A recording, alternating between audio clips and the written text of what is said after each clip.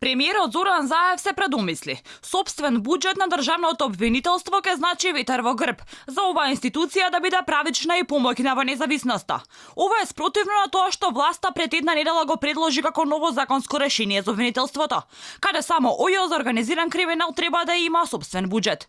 Денеска премиерот практично го повтори тоа што го бара ВМРО ДПМН, а што не е дел од предлог законот скроен од власта. Тенденцијата која што сега се бара согласно со капацитетите е да пораснеме од 0,37% од бруто домашниот производ, колку што можно повеќе. Сакаме да стигнеме до 0,5. Тоа се огромни пари.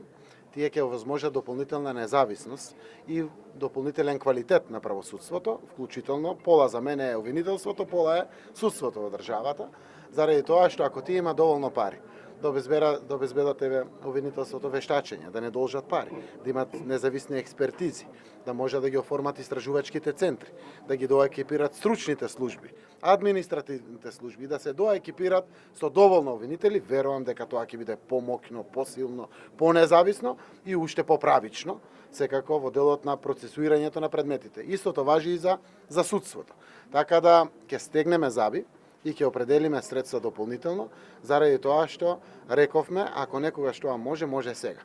Токму за финансирањето на јавното обвинителство на пресконференција зборуваше и првиот човек на ВМРО ДПМН, кој предложи дека целокупното обвинителство треба да има финансиска независност, а парите да ги распределува главниот јавен обвинител, односно самото обвинителство да се врши приоритизација на случаите кои ќе бидат предмет на нивна истрага. Предлогот на ВМРО ДПМН е финансиска независност на целокупното државно обвинителство.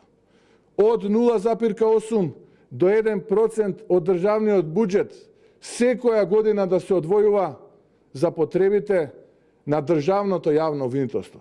А државниот јавен обвинител, почитувајќи го со устав за гарантираниот принцип на вертикална субординација, да врши реалокација согласно decision making процесот внатре во рамките на државното јавно обвинителство и потребите на истото. Инаку, ова не е прв пат власта да ги признае недостатоците кои ги има во нивните предлог закони, иако тврде дека верзиите се одлични. Во првичната верзија на Законот за јавно обвинителство се бараше СЈО да остане како самостојна институција, која нема да одговара пред државното обвинителство, а пак од опозицијската ВМРО ДПМН бараа СЈО да биде оделение во обвинителството за гонење на корупција. Сепак се најде НЗС, па власта во вториот предлог Закон за јавно обвинителство предложи СЈО да биде преименувано во обвинителство за гонење на криминал и висока корупција и да биде дел од државното обвинителство.